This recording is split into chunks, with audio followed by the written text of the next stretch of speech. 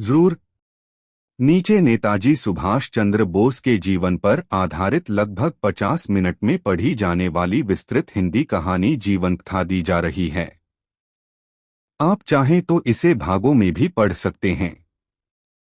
नेताजी सुभाष चंद्र बोस, अदम्य साहस, त्याग और क्रांति की अमर गाथा। लगभग 50 मिनट की विस्तृत हिंदी कथा। एक प्रस्तावना। भारत माता का वीर सपूत। भारत की आज़ादी का इतिहास केवल आंदोलनों और नारों का नहीं, बल्कि उन वीर आत्माओं का इतिहास है जिन्होंने अपने जीवन की हर सांस देश के नाम कर दी। ऐसे ही एक महान योद्धा, क्रांतिकारी और राष्ट्रभक्त थे नेताजी सुभाष चंद्र बोस। वे केवल एक नेता नहीं थे, वे एक विचार थे, एक आग थे जो हर भारतीय के हृदय में स्वतंत्रता की ज्वाला जलाते हैं। उनका नारा, तुम मुझे खून दो मैं तुम्हें आजादी दूंगा, आज भी रोंगटे खड़े कर देता है।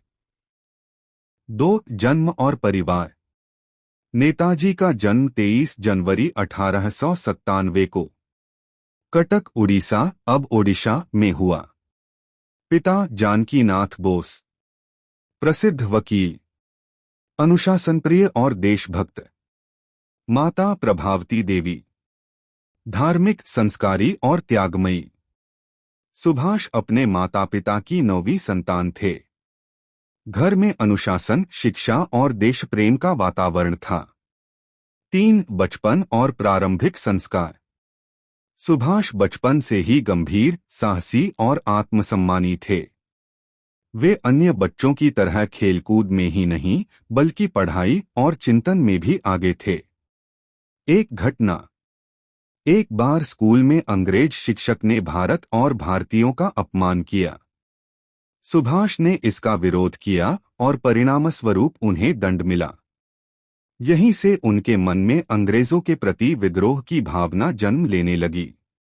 4. शिक्षा और वैचारिक निर्माण। प्रारंभिक शिक्षा कटक। उच्च शिक्षा प्रेसिडेंसी कॉलेज, कलकत्ता। यहाँ वे स्वामी विवेकानंद के विचारों से अत्यधिक प्रभावित हुए। विवेकानंद की बातें, उठो जागो और तब तक मत रुको जब तक लक्ष्य प्राप्त न हो जाए, ने सुभाष के जीवन की दिशा तय कर दी। 5. आईसीएस परीक्षा और महान त्याग।